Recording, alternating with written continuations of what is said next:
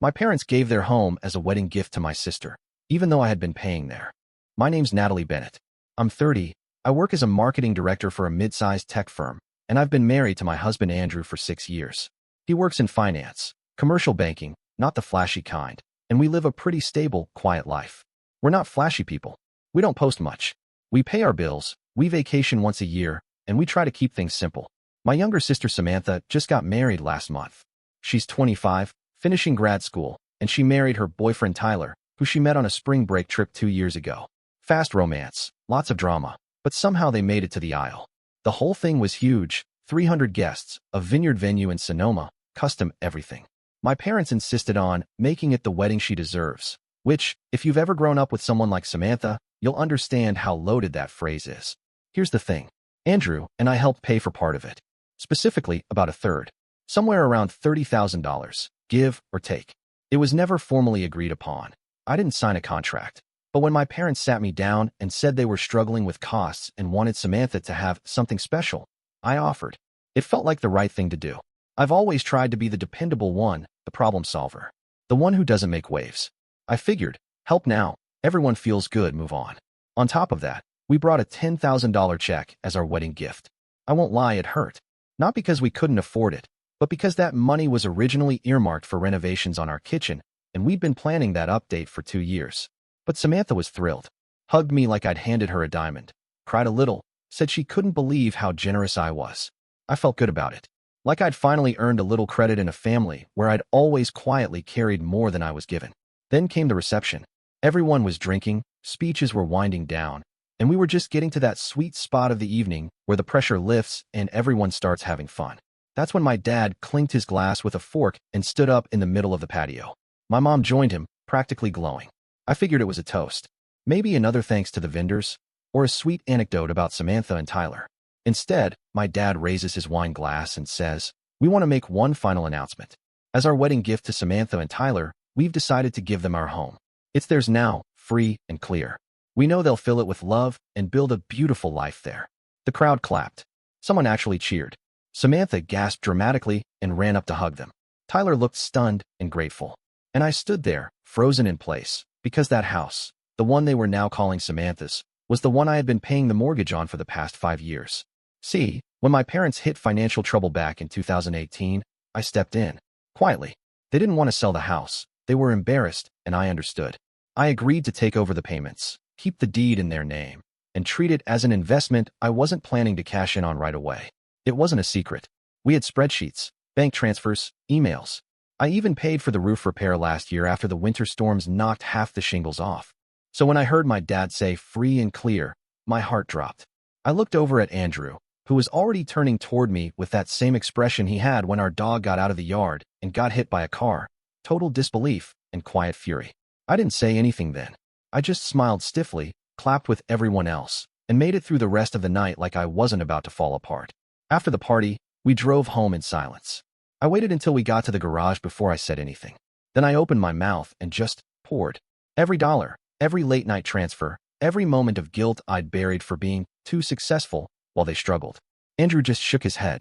You've been subsidizing their lives, and they gift your investment to Samantha like it's theirs to give. I confronted my parents the next morning. I didn't yell. I didn't cry. I just asked why. My mom said, "Well, you were doing fine. You always said you didn't mind helping. You never asked for anything back." My dad added, "It's just a house, Natalie. You have your own. Just a house. Just a house that I'd spent over $100,000 on, in mortgage, repairs, taxes. Just a house that they had used as a pawn in some twisted attempt to make Samantha feel loved and secure, like my sacrifices were invisible currency they were entitled to redistribute." I left without saying goodbye. I don't know what's next. I haven't decided what legal steps to take, if any. But something inside me cracked open that night. That's what betrayal from your own family does. It doesn't just hurt. It rearranges the foundation you thought you could trust. And once it's cracked, you start seeing all the little fault lines that were always there. You just didn't want to look too closely. Anyway, that's what happened. After that announcement, I didn't hear much of anything else.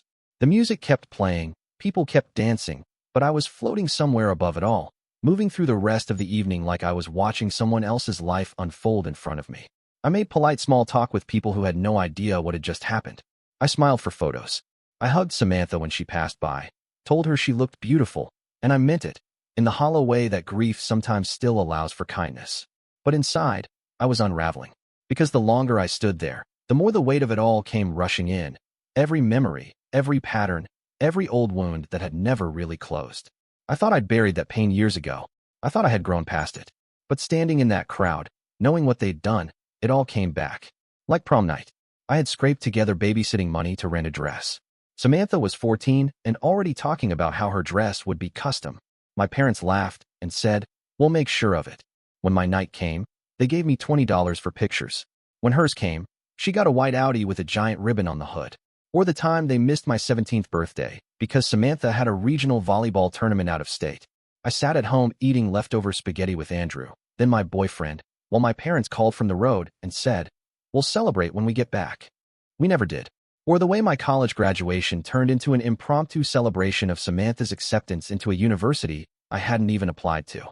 "We're just so proud of both our girls," my mom had said that day, holding up a banner with Samantha's future school colors while I still wore my cap and gown. I told myself, back then, that they didn't mean to be so uneven, that they just got caught up in the excitement, that I was the older one, the independent one, the one who didn't need the spotlight. But it never really stopped. And now, even as an adult, even after giving so much without ever asking for praise, they'd handed my future to Samantha like it had always belonged to her. What broke me completely wasn't the public announcement. It wasn't even that they gave away a house I was paying for.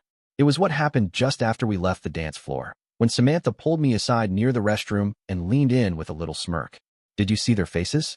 I've known for weeks." "I thought you did too." That's what she said. Like we were co-conspirators. Like I had been in on it. Like I was supposed to be clapping along as they erased me again. Her tone wasn't cruel. It was worse. It was casual. Like it had never crossed her mind that it might hurt me. I didn't say anything. I couldn't. I felt my throat close up in that way it does when your body knows before your brain does that it's time to shut down. I smiled. That same numb, default smile I've used since childhood to keep the peace. Then I walked back into the reception, found Andrew near the bar, and told him we were leaving. We didn't say goodbye. We slipped out the side entrance, past the valet, into the rental car, and drove away in silence. My dress itched. My heels ached. The nausea in my stomach wasn't from the champagne. It was from the slow, creeping realization that I would never be enough in their eyes, no matter how much I gave or how quietly I bled for them. When we got back to the hotel, I peeled out of my clothes and climbed into bed without brushing my teeth. I lay there staring at the ceiling while Andrew changed and turned off the lights, and I didn't say a word until morning. I thought I was done mourning my childhood. I thought I'd moved on. But that night reopened everything. Not with fire, but with cold precision, like they'd taken a scalpel to every scar I'd ever told myself had healed. And for the first time in years, I didn't just feel hurt. I felt used. I felt small. And worst of all, I felt stupid for ever believing that love, and my family, had anything to do with fairness. It had been a few weeks since the wedding, and I was still trying to put the pieces back together, emotionally, mentally, financially. I hadn't cut anyone off completely, not yet, though the distance between us had become visible in every interaction. My parents had texted a few times, nothing direct, just those polite, surface-level messages asking how work was going or if we'd seen the latest news about gas prices.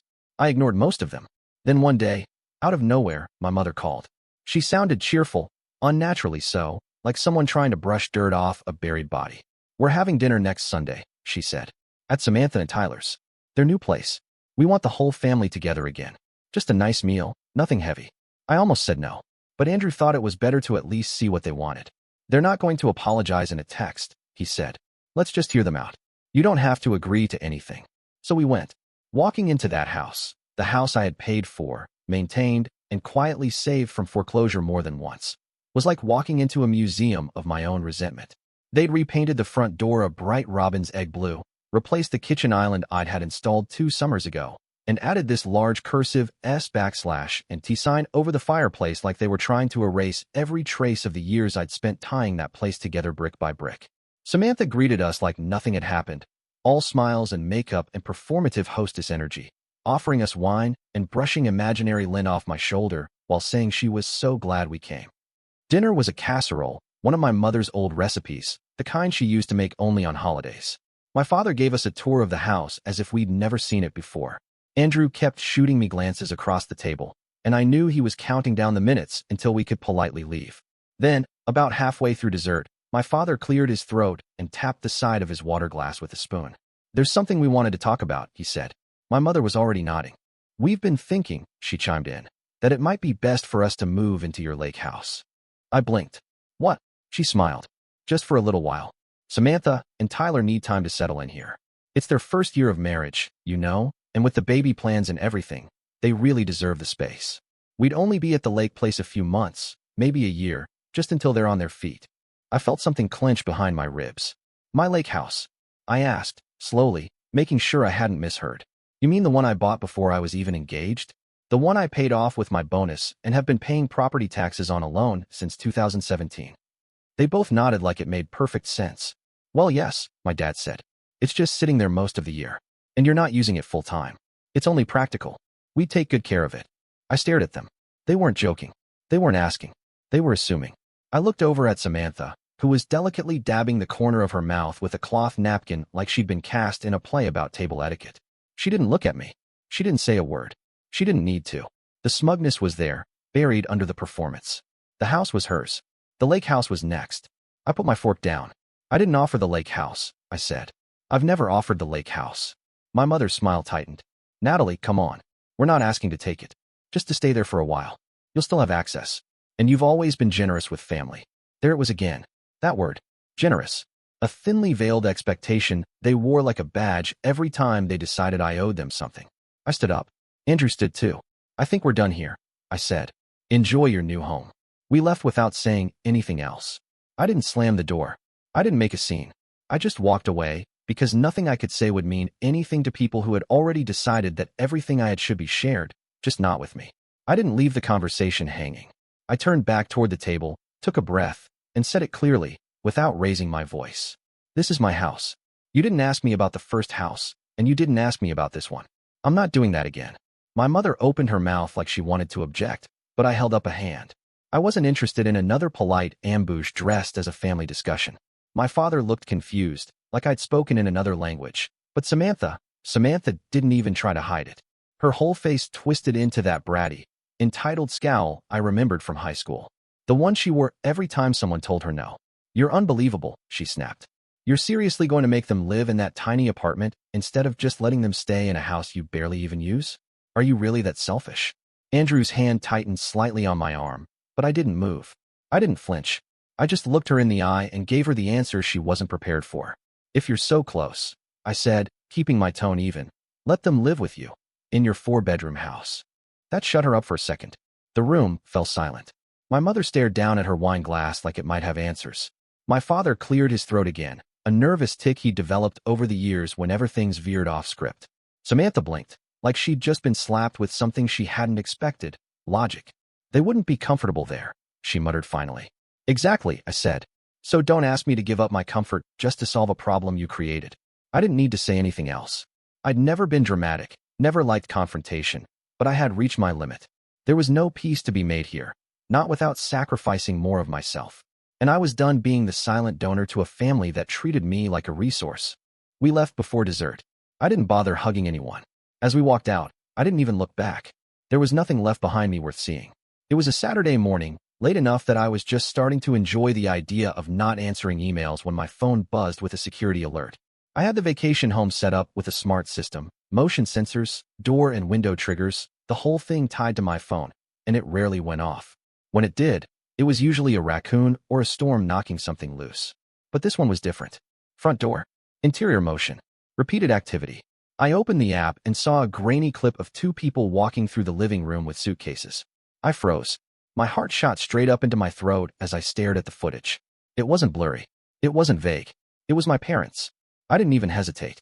I called the local sheriff's office, gave them the address, told them there was an unauthorized entry, and said I wanted officers dispatched immediately. I wasn't dramatic about it. I was calm, clipped, professional. But underneath my voice, everything was boiling. I got in the car and drove the 2 hours out there, my stomach in knots the whole way. Andrew offered to come, but I told him to stay. I needed to handle it myself. I needed them to see me walk through that door, and no, I wasn't going to pretend anymore. I wasn't going to let things slide for the sake of appearances or old loyalties. When I pulled up, 2 deputies were already there. Their cruisers were parked just off the driveway, and one of them was standing near the porch talking to my father. My mother was seated on the bench beside the front door, arms crossed, looking like she was the one being inconvenienced. I stepped out of my car and walked up, not saying anything until the deputy turned to acknowledge me. I introduced myself, gave them my ID, confirmed I was the owner of the property. They nodded, already aware. One of them motioned toward the house.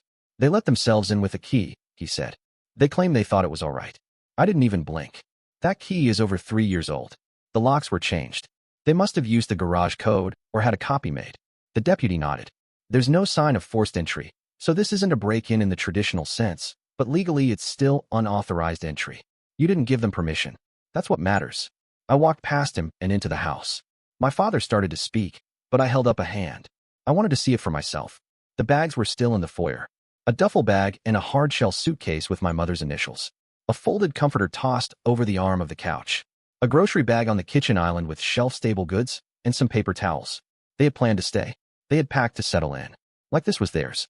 I turned back toward them, now standing in the doorway. Neither of them looked ashamed. If anything, my father looked annoyed. This is ridiculous, he said. We just thought. You didn't think, I interrupted. You decided. You showed up like squatters. You knew I said no. We didn't think it would be such a big deal, my mother said, her tone flat. It's just a house, Natalie. No, I said. It's my house, and you're not welcome here. The deputy stepped in at that point, gently steering them back out onto the porch. He explained, again, that they had no legal right to enter the property and that if they attempted anything like this again, the next step would involve charges. My parents tried to argue, tried to play confused, even wounded, but I could see the calculation behind their eyes. They thought I would be too embarrassed to escalate. They counted on me to protect their image more than my own boundaries. They were wrong. The deputies waited while they packed their things. It didn't take long. No one spoke. My father shoved the suitcase into the trunk without meeting my eyes. My mother muttered something under her breath about family and forgiveness, but I didn't flinch. I stood on my own front porch and watched them pull away, my heart pounding, but my hands steady. When they were gone, the deputy looked at me and asked if I wanted to press charges.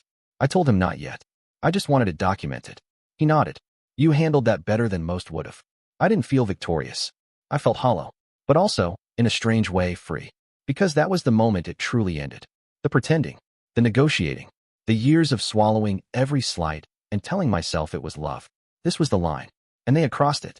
I stood on the porch for a long moment after they were gone, still holding my phone like there might be something left to say, something to undo what had just happened. But there wasn't. The damage had been done the moment they crossed the line and used that key. What I was deciding now wasn't about justice. It was about how I would respond to the kind of betrayal you don't come back from. When the deputy came back with the paperwork, I asked him plainly, what happens if I don't press charges, but I still want them to feel the weight of what they did? He looked at me for a second, like he was measuring how far I was willing to go, then said, we can bring them to the station. Not booking, not processing, just a conversation. It's up to you. I nodded. Do it. Maybe sitting in a police car for 20 minutes will accomplish what 30 years of polite conversations never did. He didn't argue. They took my parents in, both of them too stunned to put up much of a fight. I didn't go with them. I stayed behind and stood in the entryway of my own house, finally hearing nothing but silence. That night, I changed every lock. Front, back, side door, shed, garage, every point of entry. I hired a locksmith who didn't ask questions and tipped him well for coming out on short notice. I threw out the old keys, burned the copies I'd been guilted into giving them after the house was finished. No more access, not even symbolic. The next morning, I called a local storage company and prepaid for a month's rental. I sent the confirmation code, address, and access hours in a short, cold text to Samantha. For their things, I wrote, if they're going to pack up their lives, they can start doing it without mine. Then I blocked her number. It wasn't about cruelty. It was about clarity. And for the first time in my life, I wasn't waiting for someone else to tell me what the limits were supposed to be. I was done being reasonable in the face of people who weaponized my empathy. Done being the soft place they could fall while they kept chiseling away at everything I built. I'd spent so long thinking boundaries were about keeping people out. But they're not. They're about keeping yourself whole. And that day, standing in the clean, quiet shell of the house I'd worked so hard to call my own, I realized I wasn't angry anymore. I was finally safe. On my terms. It didn't take long before the fallout went public. I should have expected it. Really, I should have known that silence wasn't something my mother could tolerate. She needed a story to feed the people around her. Needed to make sure the shame didn't stick to her side of the family name. So when someone from work forwarded me a screenshot of the post Elaine had made on Facebook, I wasn't surprised. but I was still stunned by how far she was willing to twist things. The post was dramatic, performative, dressed up like one of those chain letters full of flowery sorrow. "We are elderly parents," she wrote, "who have recently been kicked out by our own daughter after a misunderstanding. We have nowhere to go. We gave our life, our home, our love, and now we are discarded. Please pray for us." No mention of the house title or the years I paid the mortgage. No mention of the other home they tried to take over without asking. No mention of the police, the old keys, the quiet agreement I had shattered when I finally said no. Just a sob story about parents abandoned by a cruel, thankless child. She turned it into a Hallmark tragedy and posted it like bait. And people bit. At first, the comments were filled with sympathy.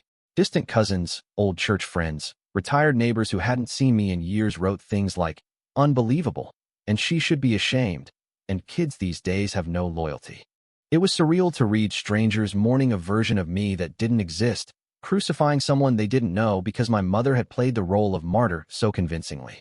I didn't plan to respond. Not at first. I was tired, emotionally scraped clean. But when a former coworker messaged me directly and asked, gently, "Is everything okay? People are talking," I knew I couldn't let that version of the story be the only one out there. So I made a post of my own. No theatrics. No rage. Just facts. "I don't usually talk about family matters online," I wrote. "But given the misinformation being shared, I think it's time I speak for myself. 5 years ago, I began paying the full mortgage on my parents' home after they fell into financial hardship. The payments were in my name. The repairs were my responsibility. I never asked for anything back. This year, at my sister's wedding, they gifted that house to her, without telling me.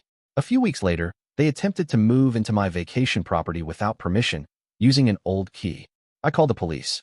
They were not arrested, but they were removed. I have made peace with my decision to establish boundaries after a lifetime of giving quietly. I won't be engaging further on this matter, but I wanted the truth to be known. I included no photos, no private messages, no screenshots. Just words. Measured. Direct. Within hours, the tide turned. Dozens of comments poured in, some from people who knew me, others from total strangers who had read both sides and pieced the truth together. People apologized. People deleted their earlier reactions to Elaine's post. Some publicly called her out, asking why she had left those details out. Others messaged me privately to say they admired the way I'd handled it, that they had families like mine too, ones that took and twisted and called it love. Elaine didn't respond publicly. She deleted her post 2 days later, after the comment section turned into something she could no longer control. Samantha didn't post anything at all. The silence from their side said more than anything they could have typed. For the first time in years, I wasn't carrying someone else's shame. I wasn't hiding behind politeness. I stood there with my name fully attached to the truth, and it didn't burn. It felt clean. It felt earned. And it was mine. Sometime in late April, the ripples finally reached Samantha. I don't know if it was the public backlash or just the sheer inconvenience of housing 2 parents who had become impossible to defend, but she snapped. According to someone I still speak with from our extended family, an aunt who's good at watching without getting involved, Samantha packed their things, left them on the porch, and changed the locks. Just like that. No long speech, no second chances. They had burned through her patience the same way they'd burned through mine. Only it took her less time to reach the edge. A week later, I heard they were renting a 1-bedroom apartment in a rundown part of town, the kind of building where paint peels off the mailboxes and the smell of mildew never really leaves. My mother picked up part-time work at a fabric store, her first job in over a decade. My father, apparently, stays home and watches cable news with the blinds drawn. It should have felt like justice, maybe even satisfaction. But it didn't. It just felt quiet. I didn't return their calls. Not the first time. Not the 10th. I let them pile up in my voicemail box like little reminders that distance can be both chosen and earned. One of them got through, though. Or at least part of it did. It was my mother. Her voice was hoarse, careful. She didn't say much. Just that she was sorry. That she'd made a mess of everything. That she didn't expect me to forgive her, but she hoped I might one day consider it. I didn't delete it. But I didn't respond, either. Forgiveness isn't something I can give out like a party favor. Not anymore. Not after everything. What they did wasn't a single moment. It was a pattern, years of choosing someone else over me, years of turning my generosity into obligation and calling it family. But I also know myself well enough to leave a door open. Not for them to walk through again unchanged, but maybe for something new to take shape. Someday, on different terms. In the meantime, I made a decision. I listed the lake house. Not for sale, just for rent. It wasn't about the money. I didn't need the extra income. It was about reclaiming the space. turning it from a symbol of intrusion and manipulation into something I controlled. A fresh start. I hired a property manager, had the place deep cleaned, staged, photographed. I picked a tenant carefully, a young couple with a baby on the way, looking for something peaceful, away from the city noise. They reminded me of what I'd once hoped family could be: kind, intact, full of quiet potential. When they moved in, I drove out there one last time. Not to cry or say goodbye, just to walk the rooms, touch the walls, see it one final time before it became something new for someone else. The porch still creaked in the same spot. The kitchen counter still had that soft gray marble I picked out during a heat wave 4 years ago. But it didn't feel like mine anymore, not in the way it used to. And that was okay, because what I needed wasn't a vacation home. What I needed was peace. Autonomy. A life where my name didn't come with strings or expectations. Where I didn't have to sacrifice my boundaries to prove I was good, or loving, or loyal. I don't know if I'll ever speak to them again. I don't know if Samantha will ever understand what she helped break. But I know this. I put myself first. Not out of spite. Out of survival. And for the first time in years, I finally feel whole.